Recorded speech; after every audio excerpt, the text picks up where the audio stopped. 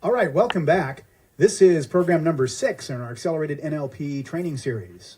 And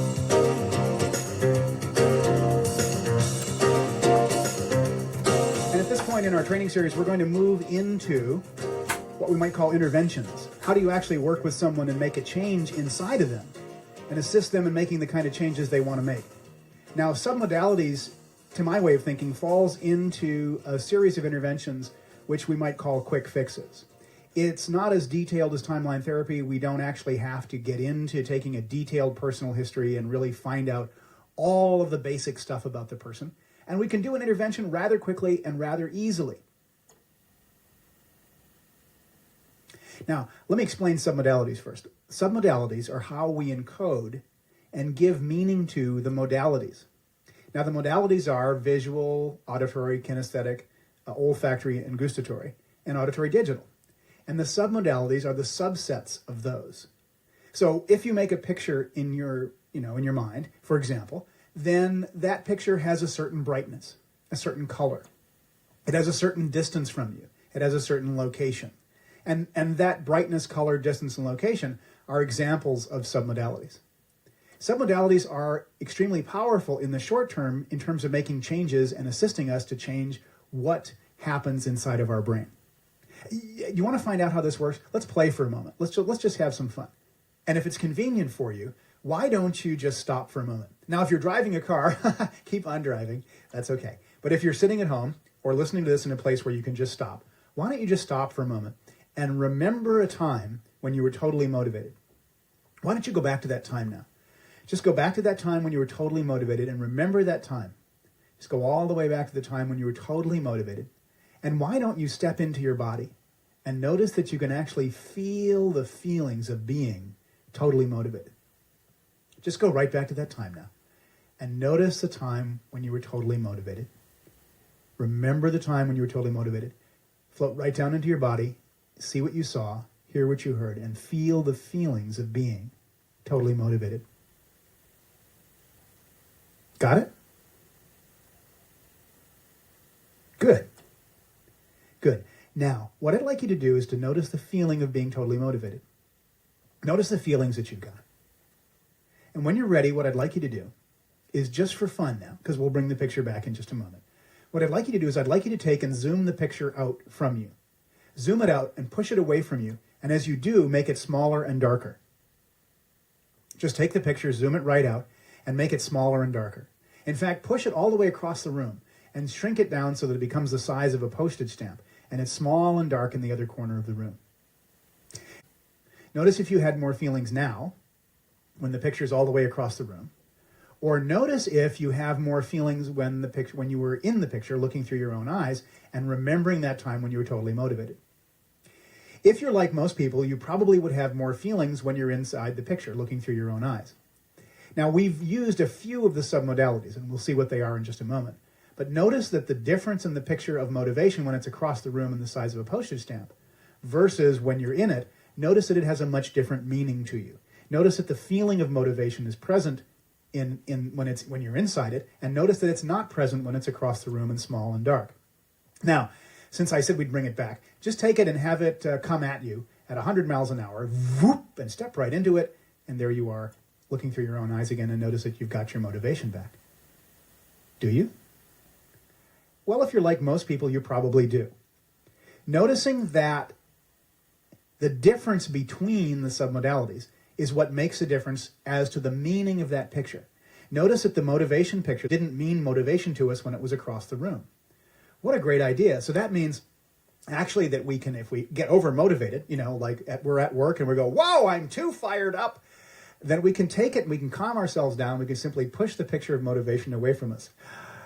And then we can take a long, deep breath and we can just relax. Well, of course I'm kidding. I mean, obviously, if you got fired up, that would be great. But notice that you can be in charge of your motivation.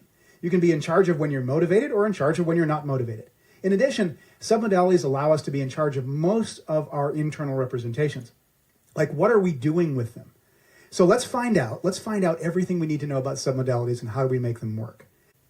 So there's a number of different techniques that we're going to be going through. And I think a number of things that I need to explain to you so that you can make submodalities work the best way possible. First of all, there's contrastive analysis. And contrastive analysis involves finding the drivers or the critical submodalities by comparing two internal representations for the submodality difference.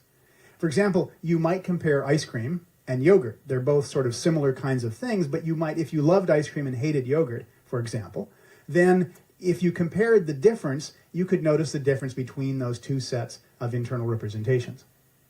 Now, mapping across might be the next step. So, for example, that involves discovering the drivers, and you might have done that with contrastive analysis already, and then changing the submodalities of one of those internal representations into the other.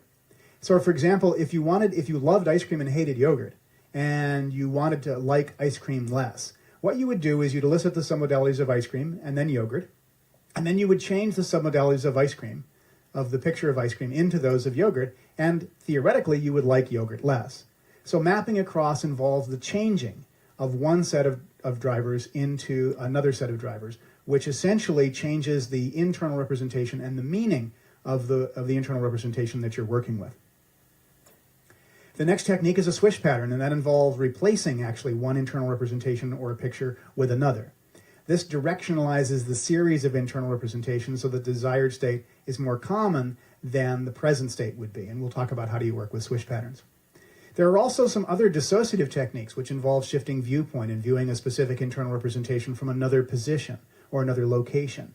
And this is frequently used to take the charge off a negative emotion, as in the phobia model.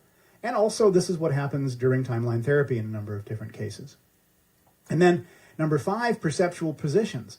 And that involves actually shifting viewpoint and viewing a specific internal representation from one of 3 different positions. First position is looking through your own eyes, second position looking through another person's eyes, and third position is involving the entire scene from a dissociated position, say above the entire event. This is also useful as a dissociative technique, and it's useful for incorporating learnings. So those are the 5 major sets of submodality techniques that we're going to be learning in this segment. And we'll go through each one, and what I want to do is talk to you about what it is that you need to know in order to make this work. And there are some things that actually make submodalities work. If you look at page 26, one of the major issues is finding the trigger that kicks off that set of submodality distinctions. What is it that causes this to make a difference inside of you? And one of the things is, of course, the thing that kicks it off. For example, if we're going to be working on like to dislike and shifting a set of submodalities from like to dislike, you would ask a client, when you think of that, do you have a picture? A lot of times when people are asking for different submodalities distinctions, they might ask the client to make up a picture. But if you actually, this is where your language needs to get real precise. See, here's the thing. If you actually ask someone at that point, can you make up a picture of how you feel about ice cream?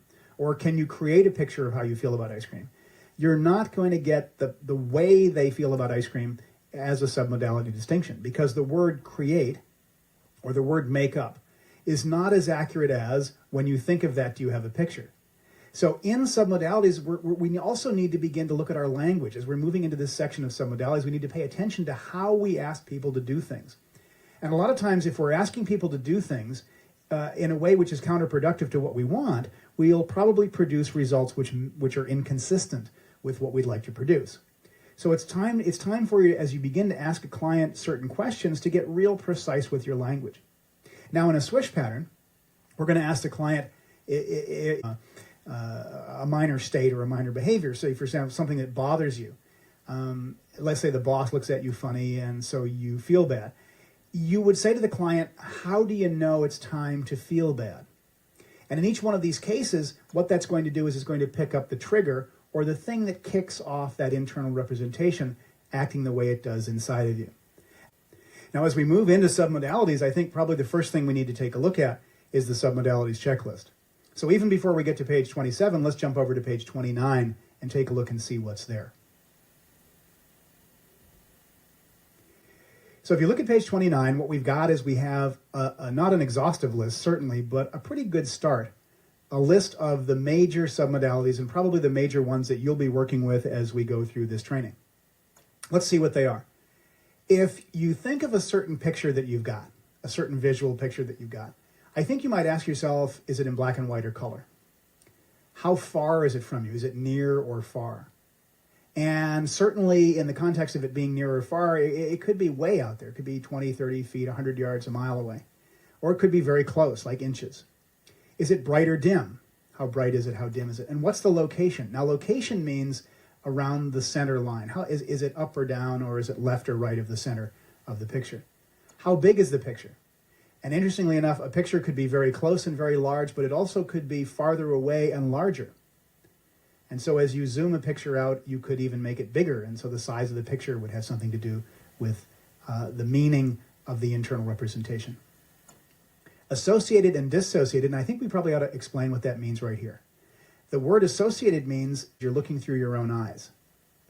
So as you remember the picture of motivation, the time we talked about motivation just a few moments ago, if you were looking through your own eyes when that picture first came up on the screen, that was associated. Now, I did ask you to step into your body and see what you saw, hear what you heard, and feel the feelings of being totally motivated.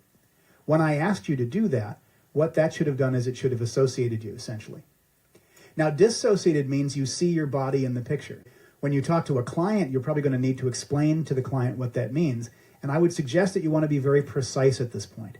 You want to be very precise again with your language. In addition to being precise when you pick up the triggers, you also really want to clearly question the client as to whether they're associated or dissociated in a certain picture. Okay, focused or defocused, that's important. And is the focus changing or steady? That's less important. Framed or panoramic, a movie or a picture could be framed. It might have a frame around it, which probably would be the case for a dissociated picture, although there are some associated pictures that have frames around them. And it could also be panoramic, which is usually the case in an associated picture. So it also could be a movie or a still. Now, to me, those are the major submodalities, and those are the ones I'm going to ask first. And it is the movie fast or slow or normal in terms of the speed? How much contrast is there? Is there a lot of contrast, or is it low contrast? Is it 3D, the picture? Is it 3D or flat? What angle is it viewed from? Are you looking at it straight on, or are you viewing it from an angle? And also the number of pictures. That is there a shift in the pictures? I generally skip those last few submodalities. Now, when I've gone through the visual submodalities, and I'll ask a client, is it in black and white or color? The client will say color. Is it near or far? Is it bright or dim? What's the location? What's the size of the picture? By the time I've gone through that, I'm going to then ask, are there any sounds that are important? Are there any sounds that are important to you? And if the client says no, we'll skip the whole auditory section. Now, but if the client says yes, I can say, so what's the location of the sounds? Where's it coming from? What's the direction that it's coming from? Is the sound internal or external? Is it loud or soft? Is it fast or slow? And is the pitch high or low? What's the tonality? What's the timbre? Are there any pauses? And if there are pauses, do they have cadence? Cadence means a certain beat. And what's the duration of the sound, or what's the uniqueness of the sound? And then, if I'm done with auditory, and I ask, are there any feelings that are important? If the client says no, I'll skip the section that says kinesthetic. But if the client says no, yes, there are important feelings, you say, so what's the location? And what's the size? And what's the shape? And what's the intensity? Are they steady? Does it have movement or duration? Is there vibration? Is there pressure or heat? And is there any weight to the kinesthetics? So that's how we will use our submodalities checklist in finding out how a certain set of submodalities works.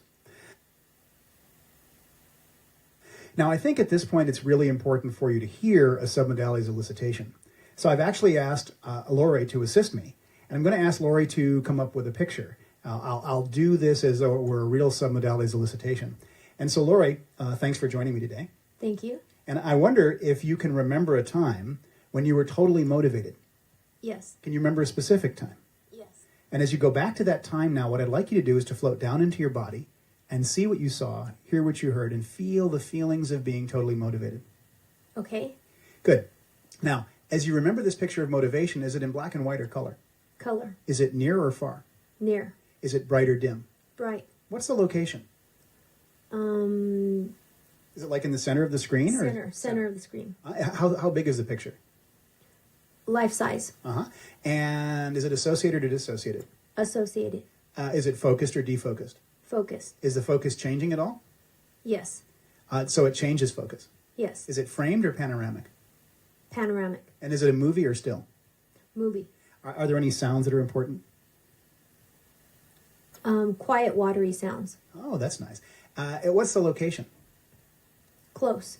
Are they coming from inside you or outside you? From inside. Uh-huh. And are they fast or slow? Slow. Good. Are there any feelings that are important? Yes. What's the location of the feeling? The middle of my chest. Uh-huh. And how big is it? You can show me. Like the size of the sun. Oh, wow. Okay. And what's the shape? Circular. And is it intense or not intense? Radiating. Oh, good. Is it steady? Moving. Very good. Okay, thanks, Laura. You can step out of the picture now and come on back in the room. Thank you very much. Thank you for having me. Okay, good. So that was an example of how to elicit submodalities. And I think when you're eliciting submodalities, you should do it that quickly. Actually, you may have noticed that she was quite fast in her answers. Your client may or may not be that fast in their answers. They may be very quick in their answers, but then again, they may not be. And so a client who's really fast in their answers, that's good. And if they're really, really fast in their answers, then you should move as quickly as you possibly can. You notice I moved very, very quickly on eliciting those submodalities with her. The downside is if you don't move that quickly, what could possibly happen is the client's picture could change, or they could bring in another picture, or they could have other pictures coming in. And so you really do want to move quickly with submodalities. You want to move as quickly as we just demonstrated there. Okay, let's look at page 27. Now, the submodalities like to dislike script is what we use to change submodalities from something that a person likes into something they dislike. For example, and I mentioned earlier, you could use ice cream as somebody likes ice cream and maybe hates yogurt. That's really good because the qualities of ice cream and yogurt are quite similar. They're both, I mean, vanilla ice cream and plain yogurt look almost exactly the same, but there's a difference in how the person encodes them usually inside of the submodalities. Now let's look at the script. So you're going to ask the client, can you think of something you like but wish you did not? Then you wait till they get it and they say yes, and you say, good, what is it? As you think about that, do you have a picture? Now it's real important when you ask a client that to ask them, when you think about that, do you have a picture? When they say yes, then you simply elicit the submodalities of that the way I suggested. Can you think of something which is similar but which you absolutely dislike? For example, ice cream and yogurt. Elicit the submodalities of that. And the location, by the way, for the best results, it says here, the location should be different. And what that means is, for the best results, if you're doing a submodalities like to dislike shift, what that means is that the location, if it's substantially different, you've got a pretty good chance at success. If the location is very much the same, then what I'd like to suggest is that you may not have as much success. This really does depend on location to a large extent. Although it's not always necessary to have a different location, it usually is good for the location to be quite different. Okay, then number 3, what we're going to do is we're going to change the submodalities of number 1 into number 2. For a moment, since we've gone through the submodalities like to dislike script, I want to talk about how you do step number 3. But as I do that, I want to talk a little bit about a couple of things that are going to make submodalities really, really, really work well. So if you would, and this is the first time we've actually looked at the slides page in your notebook, turn to page 9 of the slides, slide number 51, underneath Making Submodalities Produce Results. So drivers are gotten at by contrastive analysis. The way we would do contrastive analysis is we would then compare 2 pictures. We would compare 2 different pictures. And we'd go for what's the difference between these 2 pictures. So in contrastive analysis, we would say, for example, we might take ice cream and we might take yogurt. And we'd look for the difference that makes a difference. What is the actual difference between these 2 set of submodality distinctions? What's noticeable about drivers is that when one changes, the rest of them generally, the rest of the submodalities generally tend to change. If I were taking a bet, the most common drivers are location and associated or dissociated. Those are the 2 most common sets of drivers that make a real big difference when you're doing submodalities work. The first important part of making submodalities work is that you really, really, really have to make sure that you get a hold of the drivers. What are the drivers? What are the drivers, and what are the differences between those two sets of submodalities?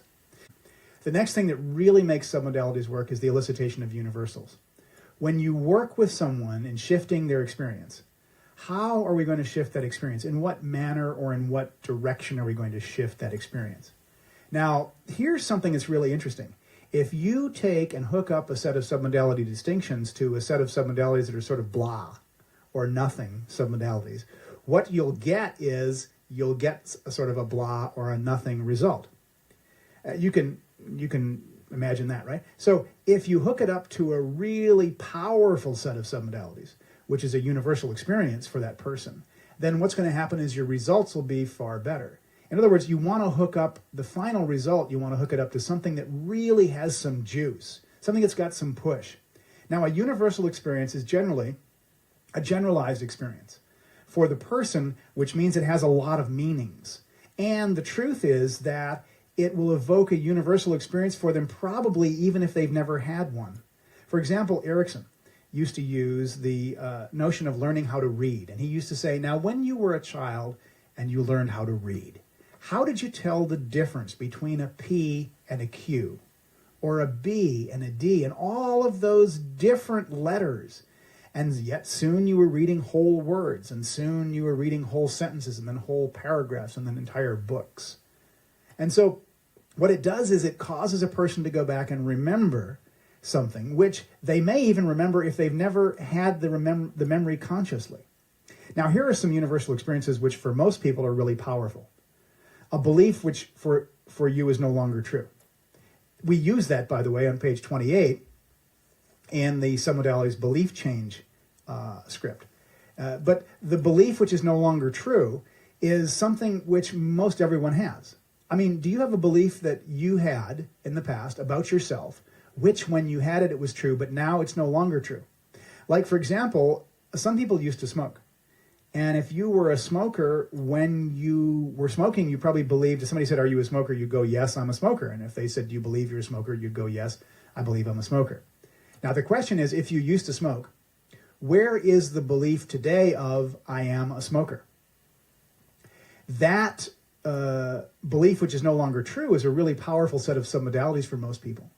For me, my location, this is kind of fun, the location for me for a belief which is no longer true is about 100 yards off to the right and behind my right shoulder. So if I go back about 10 feet and then off to the right 100 yards back and away, and I take and I put any belief I no longer want to have in there, it'll sort of drop into this black hole and disappear. That's powerful. That's a real powerful set of beliefs. Now, how about the sun coming up tomorrow? Here's another powerful set of beliefs. This is something, by the way, of which you're absolutely sure. It's something that you absolutely believe. Most people, you may not, by the way, but most people do believe that the sun's going to come up tomorrow.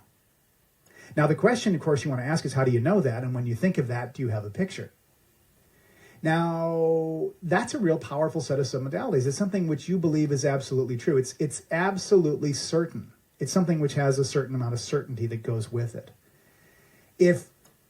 If we can get that set of submodalities, that kind of set of submodalities where we have that absolute certainty for the person, what will happen is the person will create a very powerful set of submodalities with some juice to it. Here's another one. Stoplight and go light at the bottom of slide number 52. Stoplight and go light are really, really, really powerful set of submodalities. Let me see. How to say this one. So you're driving along in your car, and you're far enough back from the intersection, and the light turns red. What do? And for most everyone, they'll stop. Now, you're sitting at the intersection, and by the way, that's a stoplight. You're sitting at the intersection, but the more powerful of the two is the go light. So you're sitting at the intersection, and you're about to move forward, but the light's still red, and now the light turns green. What do? Assuming it's safe. And of course, everyone, or almost everyone, is ready to go.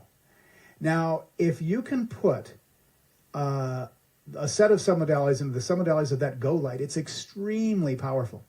We were doing business consulting, I remember, with a company in Hawaii, and we had a mid-level manager who was supposed to get started on a project, but he was late. In fact, his boss said, this guy's so late, it's unbelievable. We've got to get him going. It's just terrible. And so they called us in to do some consulting. And I walked in and met with the guy, and I said, so you're driving along in your car, and the light turns red. What do you do? And he says, I stop. And I was sitting next to him, but he was not behind a desk. And then I said, so you're at the light, you're stopped at the light, and the light turns green. What do you do? And he says, I go. And I noticed that his foot moved, which, by the way, will tell you his accelerator foot, his right foot. It'll tell you that it's a real powerful set of submodalities if you also get a kinesthetic at the same time. So I elicited the submodalities of go light. And the way I did that was I said, okay, so the light turns green. Do you go? He goes, yes. I said, do you always go? He says, yes. So I said, when you think of going, do you have a picture? And he said, yes. So I elicited the submodalities of that picture in the same way that I just demonstrated that I've elicited Lori's set of submodalities on that picture. And we elicited the submodalities of that, got those down. Interestingly enough, he only had visual submodalities. And then I took a picture of the project that he was supposed to get started on. And so I said to him, so when you think of the project that you need to get going on, and he said, yes. I said, do you have a picture? And he said, yes. So we changed the submodalities of the the project he wanted to get going on into the go light, the green light. And boy, the next day I came into the office, and the boss stopped me and pulled me aside. He said, I don't know what you did, but he said, you're certainly a magician, because this guy is going on this project like a house on fire. And of course, I said, well, I'm not really a magician. That's just NLP. But the fact is, it made us look really almost magical in terms of our ability to get people moving on projects and get them moving. Finding a set of drivers which is universal. Finding the drivers and the universals and putting them together is what's really going to make submodalities work. The third element that makes submodalities really, really work is speed. You've really got to do those submodalities fast. You'll notice that when I worked with Lori, I did the submodalities very, very, very quickly. And in doing that, that's what's going to make us move forward. So I think the next thing I want to do, I think we ought to demonstrate the process of contrastive analysis. And this is what's going to lead us into doing a like to dislike script. Okay, so we want to thank Lori for joining us once again. Thank you. And what we're going to do is we're actually going to do the submodalities like to dislike script. But I'm going to take a few moments to elicit the submodalities and also to talk to you as you listen to the tapes, so you'll notice exactly what I'm doing. And the first thing I need to do is I actually need to do what's called contrastive analysis. So let's find out what Lori likes that she'd like to dislike. What do you like that you want to dislike? Chocolate. Okay, you want to dislike chocolate. So I'm going to take page 29, and right over number 1 on page 29, I'm going to write chocolate. And is there something which you really, really dislike? Does it have to be a food? Well, it should be, but it doesn't absolutely have to be. Is there something you really, really, really dislike that it is similar to chocolate in terms of consistency? Well, how about dog waste? Okay. All right. So we'll call that dog poo as something you dislike. Okay, Lori, that's good. So can you, when you think of how much you love chocolate, do you have a picture? Yes. Good. You got it? Yep. Is it in black and white or color? Color. Is it near or far? Near. Is it bright or dim? Bright. What's the location on the screen? Is it in the center, or is it up or down, or to the left or It's right? in the center, touching my mouth. Oh, so it's really close then, isn't it? Yes. It's really close. And how big is the picture? Life size. And are you looking through your own eyes? Yes. Okay, that's associated then. Is it focused or defocused? Focused. And is it framed or panoramic? Panoramic. And is it a movie or still? Still. Okay, are there any sounds that are important? Wrappers opening. Wrappers opening, okay. And what's the location? Is that inside or outside? Inside my head. It's inside. And is it loud or soft? A pleasant loudness. Okay. And are there any feelings that are important? Yes. Where are they? And comforting in my stomach. Okay, I'm writing down under auditory, and then comforting in the stomach. And warm. It's warm, huh? Okay, warm. And what's this? And it's the stomach. What size is it? It's the size of a Reese's peanut butter cup. Are you thinking of Reese's peanut butter cup? Yep. Okay, all right. Good. Let's clear the screen. Now, we've got our first set of submodalities of chocolate done. Now, I'd like you to think of dog waste. Okay. And why don't you go ahead and get the picture of dog waste? Okay. And is it in black and white or color? Color. Is it near or far? Far. And is it bright or dim? Medium. Medium, okay. And is it in the center of the screen, or is it, what's the location? It's farther out to the bottom right. Farther out and bottom right. Okay, good. What's the size? It's regular size. So life size. Life size. Uh-huh. Uh-huh. And is it associated or dissociated? You looking through your own eyes? Associated. Uh-huh, okay. And is it focused or defocused? Defocused. And is it panoramic? Yes. And is it movie or still? Still. Are there any sounds that are important? A squishing sound. And is that inside or outside your head? Outside on my foot. On your foot, okay. And are there any feelings that are important? Like jolting, irritating, Jolting. jolt in my body. Where in your body? Kind of going straight through, like a shiver. A shiver, okay. Shiver, and it goes from where to where? From the right side of the top of my head to the left side of the bottom of my foot. Wow, now, thank you, Lori. You can clear the screen. Those are real clear submodalities. Let's stop for a moment and just notice what the difference is between these. If you were following along with me with your own submodalities checklist, if you were actually taking the notes, which you could go back and get your page 29 and follow along with me if you wanted to in terms of the elicitation. But here's what I noticed. They both were in color, but one was farther away than the other. The chocolate was quite a bit closer. The brighter dim, the chocolate was brighter, and the dog waste was medium in terms of being out there. The chocolate was in the center, and the dog waste was down far out and down into the bottom right. The size, the associated, dissociated, and the focused or defocused, movie and still, were all essentially the same. The auditory was different for each one, and the kinesthetic was different for each one. Now, what I just did is called contrastive analysis. It's discovering the difference between two pictures or between two internal representations. Once we've done the contrastive analysis, we want to do the switch. We want to switch the submodalities of chocolate into the submodalities of the dog waste, so that when we've done that, theoretically, it should change how the person feels about the thing that they wanted to dislike. So let's do it. So Lori, thanks for being our subject today. Can you bring up the picture of chocolate once again and have it on the screen? Okay. Okay, good. Now, can you move it out so that it's not so close to you and it's just about as far away as the dog waste was? Okay. And can you turn down the brightness so it's about medium brightness? Okay. And now I'd like you to take the location and move it out so that it's down to the bottom right. Okay. And then just like the way Tupperware seals, I'd like you to seal it right in there. You know the sound that Tupperware makes when it seals? Yeah. I'd like you to seal it right in there. Okay. Good. Now, go ahead and clear the screen. And now all I did to start with was the visual submodalities. I didn't actually switch the auditory or the kinesthetic submodalities, because what I want to do is I want to see, when I ask her some questions, if it's any different.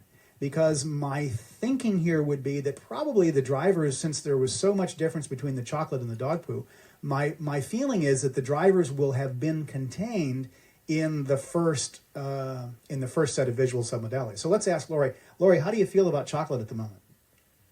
Well, the first instinct the habit was to move towards it, but then I jumped away from it. And when you bring up your picture of chocolate, are there any sounds that are there? Well, I kind of have that squishing feeling. Good. And did you have the shiver? Yep. That's good. That's very good. Okay, thanks, Lori. Thanks for being our guest here. So that's actually the submodalities like to dislike. Now, what about that thing you used to like, and how is it different? Now that's so simple. The process, there's not a lot involved. You just need to be precise in terms of your language and find out the difference between the drivers and the submodalities. Dog poo is actually quite a bit like chocolate, so they had sort of a similarity, and that's kind of nice because that allows the submodalities to stand out even more. Now, you'll notice what I did was I did it very quickly. We didn't have her operate on a single picture for a very long time. And that's because you want to move through it as quickly as you can. Remember that the unconscious mind learns quickly. The unconscious mind learns very, very quickly. So in order for these things to work the best, we've really got to move through them as quickly as we possibly can. In other words, you got to do it fast. Now, if you'd like to try that, all you'll need is page 27 and page 29, and you can do that with a friend. You might even be able to do it with yourself as long as you were clear about what the submodalities were. And then the second part that I did was called mapping across. And mapping across is simply, once you've done the contrastive analysis, mapping across is simply taking and shifting the first set of submodalities into the second set of submodalities, which changes the person's internal representations about that first internal representation that you were working on. Okay, so I think we've talked about like to dislike. Let's see what other applications we might have for this very same set of processes where we're working with one or two different sets of submodalities. And I think for that, let's go ahead and turn to page 28. Okay, on to page 28. So this is the submodalities belief chain script. Now the submodalities belief chain script, I think you also ought to use a submodalities checklist, which begins on page 29. All right, so let's see what we're going to do in the case of a submodalities belief change. I think the first thing you're going to do is you're going to ask the client, can you think of a limiting belief about yourself that you wish you did not have? Good. What is it? And then as you think of this belief, do you have a picture? At that point, I think I would write the name of the belief at the top of column 1. And then, of course, you're going to elicit the submodalities. And go through them as quickly as I did with Lori. Go through them just as quickly as you can and get all of the submodalities. Then, step number 2, can you think of a belief which is no longer true? For example, perhaps you used to be a smoker. Now, someone who was a smoker used to believe they were a smoker, but now they no longer believe that. Or someone who used to own a new 1985 car believed that they were a new car owner, but now they no longer do. Or perhaps the belief that you are 18. And of course, that is unless you are 18, in which case that's a true belief. Do you have something like that which used to be true for you but no longer is? Good. What is it? Now, as you think about that old belief, do you have a picture? Where is that old belief now? So we're going to go through and elicit the submodalities, and I think I would get the name of the belief first and write it on the top of column 2, and then I would elicit the submodalities. Now, for the best results, as we mentioned previously, the location, if it's really, really different, you know that you've got a real solid belief change shift. Okay, so then step number 3, we're going to change the submodalities of number 1 into number 2, the same way that you heard me do just a few moments ago with Lori with chocolate and dog waste. And we would go through and simply make that shift quickly, give her a moment to integrate, and then test. And we say to her, now, what do you think about that old belief? When you test the old belief at this point, the client should at least be questioning the belief. The client should say, oh, wow, I really, I'm not sure about the belief. Or the client might say it's totally gone. In either case, you still need to do step number 4. So you're going to say at step number 4, can you think of a belief which for you is absolutely true? Like, for example, the belief that the sun is going to come up tomorrow. Do you believe that? Now, if the client says, yes, I believe that, then I would write sun coming up on top of column number 4. I would skip column number 3 for reasons which will be obvious in just a moment. Do you believe that? Client says yes. You say, good. What is it? They say the sun coming up tomorrow. You say, good. As you think about that, do you have a picture? Client says yes, and you go right through and elicit the submodalities of that picture. Okay, then step number 5, you're going to say, now, can you think of a belief that you want to have, which is the opposite of the belief in number 1? So let's say a client said, I believe that I can't be successful in business. That would be the number 1 belief. So we take the belief and we've moved it now. Step number 2, we elicited the submodalities of something no longer true. At step number 3, we take the belief of that they couldn't be successful in business. We got rid of that belief. But we still haven't put in a new belief. So step number 4, can you think of a belief which is absolutely true? Then at step number 5, we get the opposite belief of the belief in number 1. And in this case, we would say, well, the client does believe, yes, I can be successful in business. So good. So as you think about that belief, do you have a picture? Client says yes. Now, we do not need to elicit the submodalities at step number 5 because we don't want to give that picture too much solidity as to the way it is, because we're going to change it into a belief which is absolutely true. So then we change the submodalities of step number 5 of that picture into the submodalities of number 4, which we've written above column number 4. And we do that again as I demonstrated in working with Lori. And then finally at the end you say, now what do you believe? And the client should say, well, I believe I can be successful in business, for example. And then the other question, why do you believe that you have this new belief? That actually takes and cements it in, because what it does is it chunks up on it one level. So now let's see where we are in terms of submodalities. We've done contrastive analysis, mapping across, and we're going to move on to swish patterns now. So let's look at page 32. Now, let's look at keys to a successful swish pattern. We're going to learn during the practitioner training one type of swish pattern, which is the swish pattern that was originally proposed in the book Using Your Brain for a Change with Richard Bandler. And it's a specific sort of swish pattern that allows us to change and give a direction to the kind of thinking that we're holding in our mind. Now, swish patterns are for the purpose of creating momentum toward a compelling future. And the swish pattern installs choices for a new way of life rather than removing or changing old habits.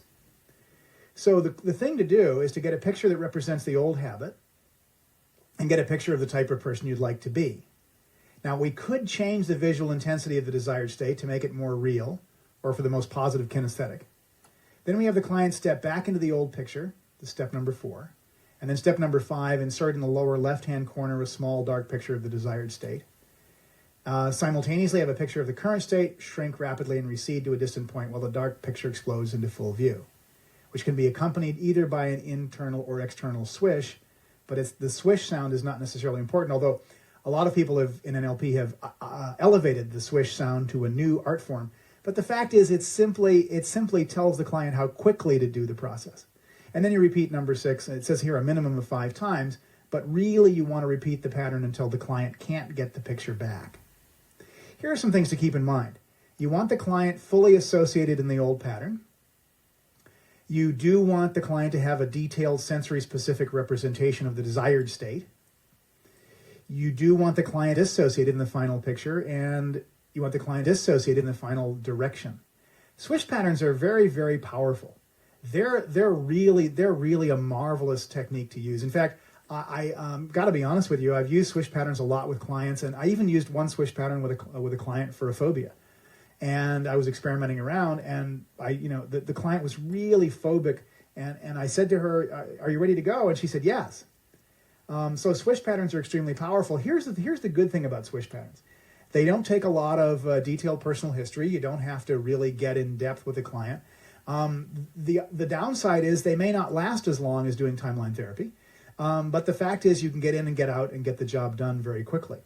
If you have a client who says, "Oh, well, I'm about to get up and make this presentation to 50 new salespeople, and oh gosh, I don't even know if I could do that," and then a swish pattern is very, very powerful for that person to give him sort of a new direction to think in.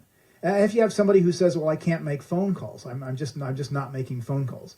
Why not? A swish pattern might work very well in that case. You don't need a detailed personal history. You don't need to get into the fact of, "Oh, well, when I was a kid, maybe the first time I got on the phone, I felt bad about it," or anything like that. But the fact is that you can get the job done rather quickly, and that's nice. The downside, again, as I said, is that the swish pattern may not last forever. Now, step number E on page 32 is very important. You need to make sure that you have a break state between each swish pattern so as not to loop them. You want not to loop the swish patterns around and around and around. So in this case, you want to have the client open the eyes between each one of the steps. I've given you a script for a swish pattern, which make it very, very easy to do the swish pattern.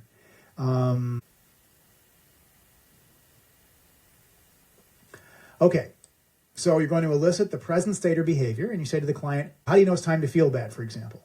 Again, we're using a swish pattern for a present state, a minor state, or a minor behavior.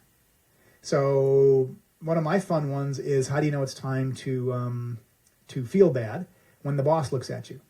I've used a Swish pattern successfully personally to get rid of my drinking of Diet Coke. I think I must have done it 100 times, but I finally stopped drinking Diet Coke. This is one of the things I did with myself. So I just put a can of Diet Coke up on the screen, and I swished up a bottle of Perrier. Unfortunately, I did it at a time right before the benzene scare of Perrier, so I had to stop drinking Perrier after that. But at the same time, it did make it so I couldn't really think of Diet Coke ever again after that. That didn't mean necessarily that I stopped drinking other diet drinks, but I did stop drinking Diet Coke. So that's a behavior. You could also do it for a state. The other behaviors I've done it successfully for is nail biting. I've used it very successfully for one client who was nail biting, and it clearly changed his pattern of biting his fingernails. You could also use it for a present state. As I mentioned, if someone's saying, the boss looks at me funny and I feel bad. So the question you ask the client is, how do you know it's time to feel bad? Or in the case of nail biting, you'd say, how do you know it's time to bite your nails? When you think of that state or behavior, do you have a picture? Client says yes. Then you do a break state. Then you elicit the desired state. How would you like to feel, or if it's a behavior, how would you like to act instead? When you think of that state or that behavior, do you have a picture? Now, if necessary, step number 3, by the way, is optional. If necessary, you can assist the client in adjusting the visual intensity of the desired state for the most positive kinesthetic. And the way you do that is you take out your submodalities checklist, and you'd say to the client, okay, increase the brightness, make it closer, make it bigger. All the things which would increase the visual intensity of the desired state so that the client had the most positive kinesthetic. Good, so once you've done that, step number 4, you step out of the picture and you say to the client, good, now step out of the picture so you see your body in the picture. And then again, you're going to do a break state. Now let me explain what a break state is. One of my favorite break states is, do you smell popcorn? That's pretty out there. Why do I say that? Let me just ask you for a moment, wherever you're sitting, wherever you're listening to this program. Do you smell popcorn? No, I guess not. And oftentimes the client will, begin to look for it. Notice if they do smell it. Watch out if they do and there isn't any. That means they're quite suggestible. Anyway, it's a good break state. Another break state is just clear the screen, or think of something else. Or, did it rain today? Do you think it'll rain? Weather's terrible, isn't it? Those are all interesting break states. And what it does is it just changes the subject and gets the client to think about something else. When you're doing a switch pattern over and over again, the words clear the screen are absolutely sufficient for a break state. Okay, now we're on to step number 5. Now, can you take the old picture and bring it up on the screen? Make sure that you are looking through your own eyes. So the client has the present state, that's the big state there in the background of the diagram there, on the picture, and the client's looking through their own eyes. You say, good, as you have the old picture on the screen, can you see the new picture in the lower left-hand corner, small and dark? Good. Make sure you see your body in the picture. Great. Now have the picture explode big and bright and have it explode up so it covers the old picture while the old picture shrinks down and becomes small and dark in the lower left-hand corner, and do that as quickly as whoosh. Client says, okay. You say, good. Now, you ready? 1, 2, 3, whoosh. And then, okay, clear the screen. And then for step number 10, you're going to repeat steps 5, 6, 8, and 9 until the unwanted state or behavior is not accessible. The reason why you don't repeat step number 7 is because you don't need to. The client, you've already told the client, have the picture explode big and bright and have it explode up so it covers the old picture and so forth. So you can really just go from 5, 6, 8, and then remember to clear the screen each time. And then at step number 11, you're going to test and future pace. So you'll ask the client, for the test, you'll say to the client, now, when you think of biting your nails, what happens instead? Let me tell you what I did with a client who was a nail biter. So I said to the client, how do you know it's time to bite your nails? And he says, when I see my hand coming up toward my face. Okay, so he doesn't know it's time to bite his nails till he sees his hand coming up toward his face, then he knows it's time to bite his nails. So I said, well, when you think of your hand coming up toward your face, do you have a picture? And he said, yes. Good. So we did a break state. Clear the screen. Now, what would you like to do instead? When you think of that, do you have a picture? And I sort of talked this out with him. And as we thought about it, I said, maybe it's a good idea for you just to bring your hand up and fix your hair, or check your hair, make sure it's in the right place. That's probably good because it's not going to interrupt the process of his hand continuing to come up. If we did something else artificially, his hand might go in a different place. He might have to move his hand. So I thought, just continue the movement of the hand coming up and just have him check his hair. So I said, so when you think of checking your hair with your hand, do you have a picture? Yes. Good. So we adjusted the intensity of the picture, and then we had him step out of the picture so he sees his body in the picture. And then we brought it up on the screen and had it explode big and bright. So it goes like this. You say, can you have the old picture of biting your nails up on the screen? Yes. Make sure you're looking through your own eyes. Now, as you have the old picture on the screen, can you see the new picture of checking your hair in the lower left-hand corner, small and dark? Make sure you see your body in the picture. He says, yes. You say, good. Now have the picture explode big and bright and have it explode so it covers up the old picture, while the old picture shrinks down and becomes small and dark in the lower left-hand corner. And do that as quickly as whoosh. Okay, you ready? Yes, he says. 1, 2, 3, whoosh. Good. Now clear the screen. And then we repeated steps 5, 6, and 8 until he was unable to get back the old picture. You do want to repeat it this many times until the client is unable to get back the old picture. If you do that enough times and the client can't get back the old picture, you'll be sure that you've got a really good submodality intervention, good swish pattern intervention. Oftentimes, the client will have a successful swish pattern even if they can get back the old picture. But the way for you to cement that in and make sure that it absolutely works is to do it enough times so that the client just can't get it back. Okay, now I think it would be a good idea for us to simply go through and experience how a swish pattern's done. And so once again, I'm going to call on Lori and ask her to be our demonstration subject. And so the first thing we want to ask Lori is when we're about to elicit a present state or behavior, is it a present state or behavior that you want to change? It's a state. So you want to change a state. Okay, so let's define the state. What state is it that you'd like to change that you have? When people look at me in a certain way, I get really uncomfortable. So when people look at you a certain way, you get uncomfortable. Okay, that's the present state. And then what would you like to do instead? I would like to feel very loving and joyous inside. Okay, so rather than being uncomfortable when people look at you, you'd rather feel loving and joyous inside. Right. Okay, good. The first question is, how do you know it's time to feel uncomfortable? When you think of that, do you have a picture? Yes.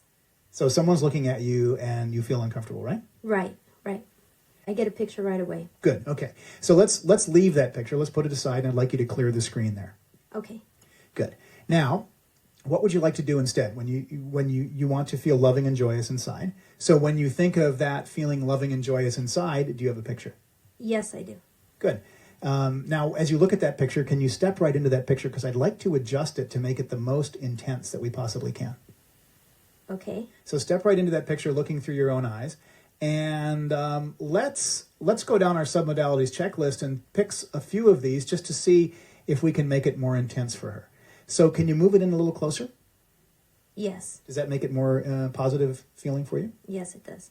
Good. And can we turn up the brightness? Does that help at all? Yes, it does. Make it a little brighter. Okay. And then make it a little more focused. Let's make it a little more focused. That's good. Does that help too? Yep. Mm-hmm.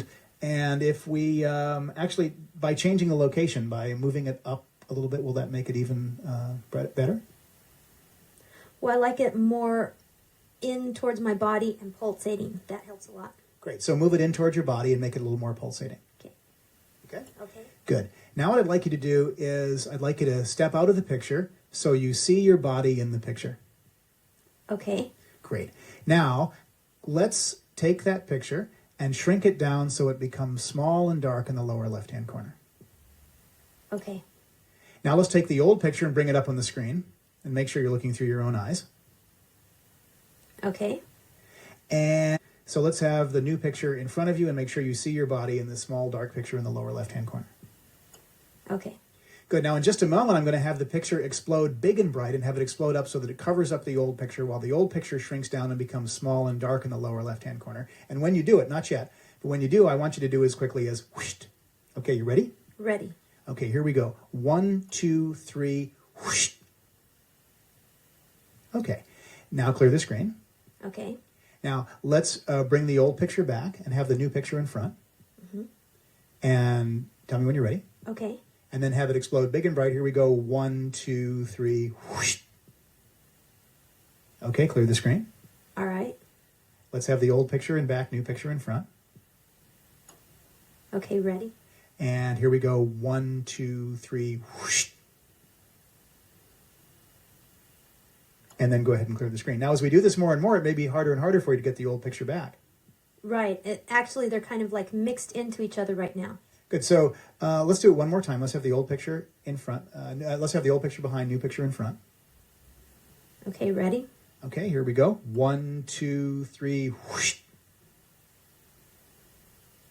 And go ahead and clear the screen. Okay, now, when you think of that old situation where someone looks at you funny, how do you feel? I get a really big feeling of that pulsating, sunny, warm feeling inside. So it has more of a joyous feeling. That's good. That's very good. Excellent. Okay, thank you, Lori. Thank you very much. Let me ask you one more question, because that was a test. But now, sometime in the future, what happens if somebody looks at you funny? Can you imagine a time in the future which maybe if it had happened in the past, you would have felt funny? Imagine a time in the future when somebody might look at you funny. And how do you feel? I feel good, very bubbly, and I'm smiling and laughing with them. Well, that's good. That's excellent. Okay, thanks, Lori. All right, excellent. So that's how to do a submodality swish pattern. You simply get the old picture, the new picture, and you exchange the two. And what does it say to the unconscious mind? It says to the unconscious mind, okay, instead of doing this, do this. So that's a quick tour de force, a quick introduction to submodalities. Obviously, we haven't covered everything. We have covered submodalities belief change, we've covered submodalities like to dislike change, and we've covered the submodalities swish pattern change. So now let's go back to page 25. There are two more techniques. We're going to cover one of them later, and that's dissociative techniques.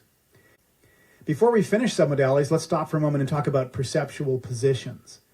Perceptual positions involve shifting a viewpoint and viewing a specific internal representation from 1 or 2 or 3 different positions.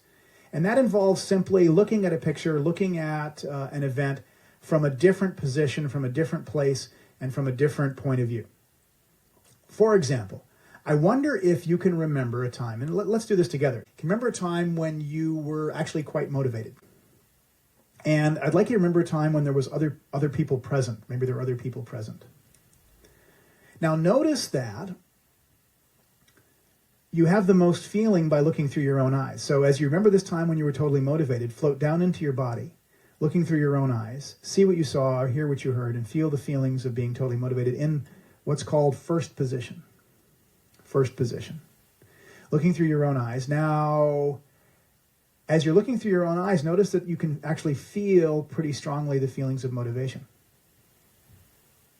Now, is there a significant person in the event? If there's someone else in the event who's quite significant, what I'd like you to do is float out of your body and float into their body and look through their eyes back at you. Do that now. Just go ahead and float out of your body into the other person's body and look back at you during this time of motivation. And notice what that feels like. Notice the feelings inside your body at that point. I bet that's quite interesting, isn't it? Yeah. Okay, now, why don't you float out of that second person's body and float right up so that you're looking from the top of the ceiling, way up in the corner, down on the entire scene. So there would be you and any other people in the room, and you'd be observing the whole group of people. Notice as you look down on the entire scene, there's a much different feeling there also. So those are perceptual positions, and those are also quite useful in doing any number of different techniques in NLP. So that's our tour de force very quickly of submodalities. By all means, this is not a complete training in submodalities, obviously, but we'll do more when you come to the training. At this point, we've covered submodalities really adequately, and we'll do some exercises and techniques when we see you at the training. But in the meantime, have fun with them. Why don't you practice them? I mean, if you get a chance, it would be really great for you to practice them and see what happens. Notice if you're when you're using the submodalities, notice what happens with your clients. Notice if you use them with yourself, what happens to you. Try a swish pattern. Try a swish pattern. If you're hooked on Diet Coke like I used to be, give it a try. See what happens. Maybe it'll just disappear. All right, this is the completion of program number 6. We thank you for listening. And we'll get into language when we start program number 7.